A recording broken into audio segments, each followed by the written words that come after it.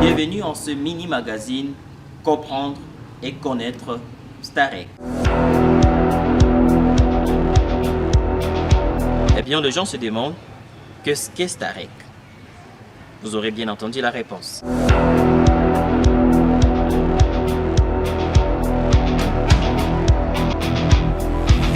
Le Starek, c'est un programme du gouvernement, programme de stabilisation et de reconstruction des zones post-conflits armés, créé par l'ordonnance numéro 014/014 du 14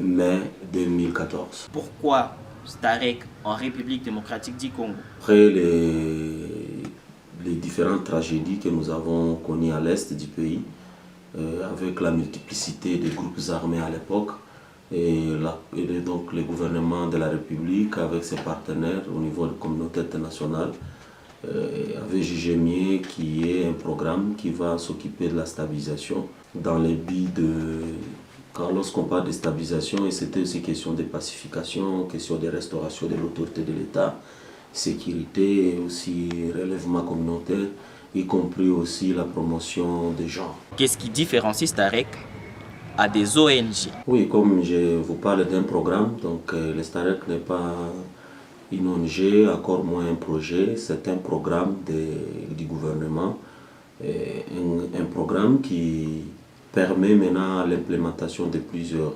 projets. Comme vous le savez ici, nous avons, dans le cadre du programme Starek, nous avons toujours implémenté plusieurs projets à travers les organisations des Nations Unies, internationales, mais aussi ONG nationales. Starek en soi n'est pas aussi une structure de mise en œuvre. Nous ne mettons pas, nous n'exécutons pas directement les projets sur le terrain. Donc les activités du Starek sont exécutées par les partenaires. Les gens se demandent, Starek gère de millions de dollars. Mais d'où part exactement cet argent? D'abord, une précision, le Starek ne gère pas l'argent. Le Starek mobilise. Et tous ces millions sont utilisés par les différents partenaires qui mettent en œuvre nos programmes. Bon, peut-être on peut se demander, depuis que vous êtes là, qu'est-ce que vous avez déjà fait? Il y a eu beaucoup de projets que nous avons réalisés au niveau de la province ici. Non seulement Ituri comme province, mais depuis Ituri district. Si vous allez par exemple à Mambasa, on a connu un grand projet que nous appelions Amani Ninja Maendeleo. On a investi pas mal de ressources dans le secteur de la police.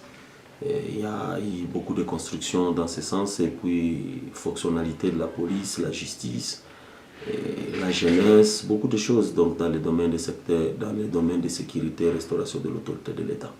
Et on a travaillé aussi autour de la problématique réserve à Fonokapi.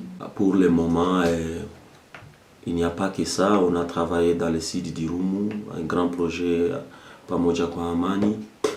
Donc il y a non seulement la question de la FRPI, mais dans le secteur de restauration de l'autorité de l'État, relance économique, même dans le secteur foncier. Aujourd'hui, on est dans beaucoup de projets. Un message à la communauté iturienne? Pour la communauté iturienne, notre bureau est là. Si vous avez besoin d'avoir plus d'informations, vous pouvez toujours passer. Mais aussi, vous pouvez contacter directement notre point focal communication qui peut mettre toutes les informations à votre disposition. Mais ce qui est important pour le moment pour la communauté, nous devons tous nous liguer pour la paix, soutenir le gouvernement provincial, parce que comme vous le savez, le Starek est sous la gestion ou la coordination de l'autorité provinciale. Donc liguons-nous, parce que comme vous le savez, la situation que nous traversons maintenant mérite quand même la mobilisation collective pour qu'il y ait la paix et la sécurité. On ne peut pas parler de la stabilisation, on ne peut pas parler de développement s'il n'y a pas la paix, s'il n'y a pas la sécurité. Il est temps que nous puissions penser à l'essentiel. Donc, l'unité, la paix, la sécurité et le développement.